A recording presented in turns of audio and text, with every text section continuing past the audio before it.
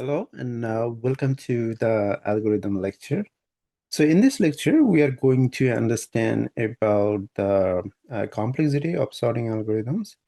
So the sorting algorithms is very important in our everyday life, right? So we actually use the sorting algorithm behind the scene in many of our applications that we use every day.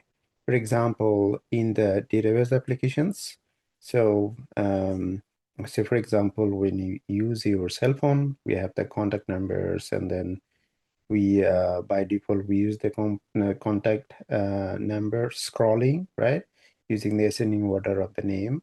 You can also can think of that when you have a database of the student information, and then you want to, sort them in your Excel spreadsheet by name or my GPA, right? So these are all the sorting mechanism, okay? So for searching, the sorting is very important. Let's say that if you want to apply the binary search, so your data need to be sorted, right? So that's the application of sorting. And the e-commerce application, so when let's say that you want to purchase the products and then you want to see the product by their price, say ascending order price or descending order price, or the earliest arrival, so you can select the criteria or filter, and then basically the behind the scenes sorting algorithm will work, and then sort the data based on your filter, right? So in the data analytics, also if you want to do some ranking or statistical analysis, so there we also use the sorting algorithms. In the operating system, we also use the sorting, like if you have a folder directory, under the directory you have files and another folders, and then you want to sort them, based on the updated date or, last modified date, right, or the file size. So that's also the sorting things happen behind the scene. In the AI machine learning, we also apply the sorting mechanism.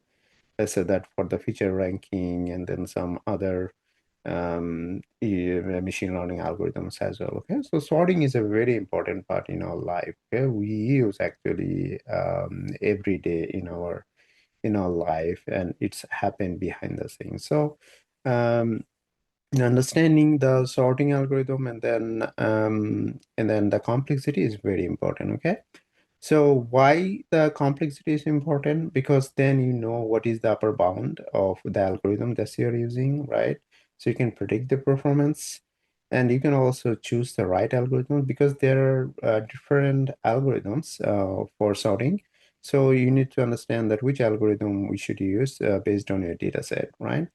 And then also we can see that whether there is any trade-off for time and sorting time and extra memory required. And based on that, so we can select that which algorithm is best for our case, okay? If this is a large data set, then we also need to know that which algorithm is better for handling large data set, okay?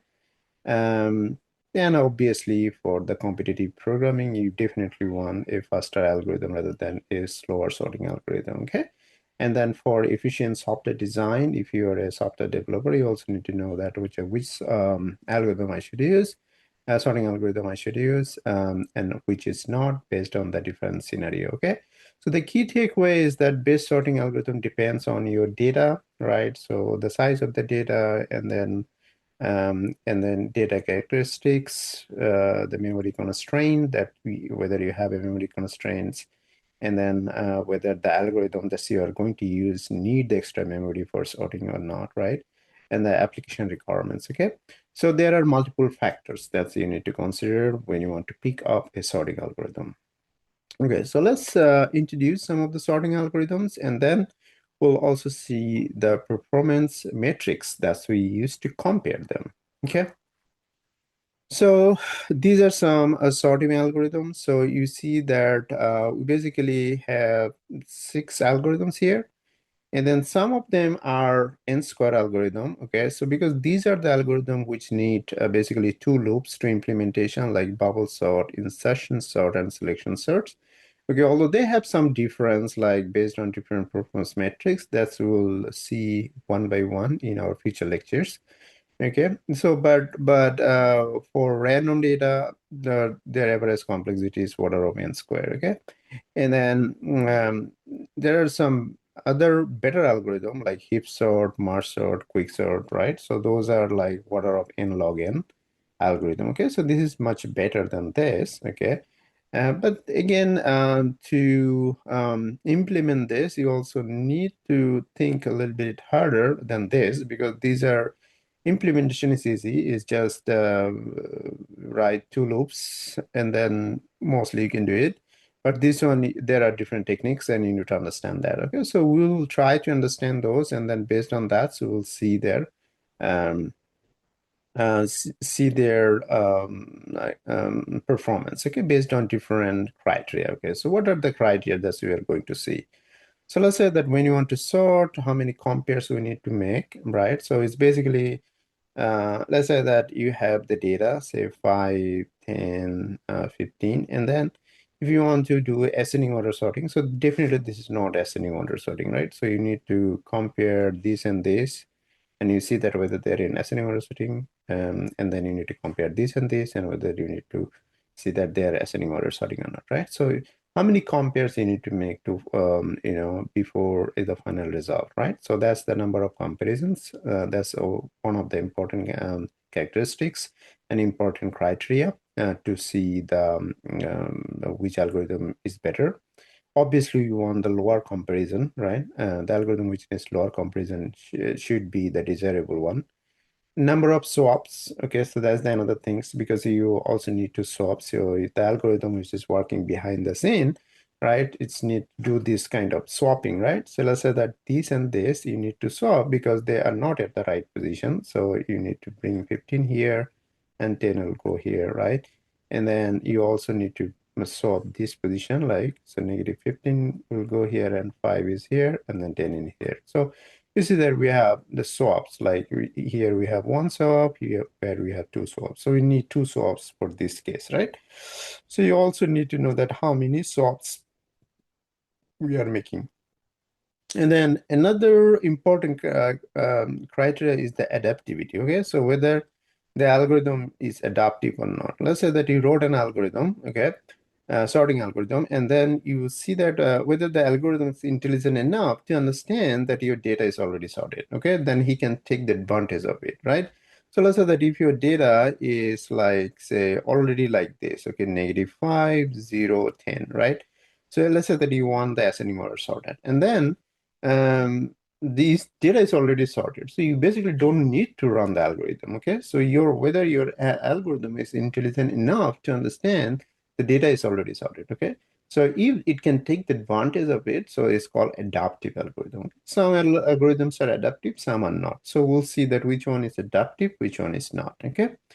And then the other criteria is the stable. Okay. The stable is basically, let's say that whether you have, so let's say that you have some original data set. Let's say that we can think of some objects, let's say the student objects.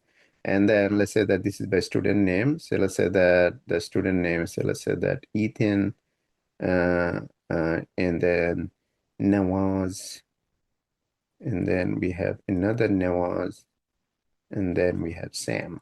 Okay. So let's say that if you want to sort, so you see the name can be duplicate, right? But you think that, okay, this is an object, and then there are some other property for each of the student, right? Say that this student, each student has the GPA value, student has the address and all these things, but you want to sort them by the name, right? So let's say that you want to do in yeah, alphabetic order, okay? So in that case, let's say that this was the original ordering, Nawaz and Nawaz, okay? And if you want to sort by name, and then whether the algorithm actually reserve the original order, okay? So because the name is the same, so you don't need to swap their position, right? So if your algorithm can do that, okay, so that's algorithm is a stable algorithm, okay? Because if you need to swap this, so that means you do extra things, which is unnecessary. Okay. So that's the matrix is the stable. The extra memory is that when you want to do the sorting, whether you need some extra memory to do the sorting. Okay, so we'll see that some of the algorithms need the extra memory to do the sorting and some are not. Okay, so that's also the important criteria, because let's say that if you don't have enough memory in the RAM and then but you need the extra memory and your data size is huge for sorting, and then maybe your program will be slow because then you need to do a lot of swapping for the primary memory and the secondary memory right into your computer. So it makes a bottleneck of the in the speed, okay, for the running the algorithms. Okay, so that's also an important criteria. Okay. So these are the criteria we'll discuss for our algorithms whenever we want to see these algorithms. Okay, so we'll not just see the codes, but we also analyze, right, each of the algorithm based on these criteria. Okay, so we'll analyze the bubble sort and then what is um, the complexity in terms of number of comparison, number of swap, adaptivity, stable, extra memory. Okay, so and then we'll also do for all other algorithms. Okay, so that's it for the introduction of the sorting techniques, and then in the future lectures we'll start looking the analysis of those algorithms. So see you and thank you very much.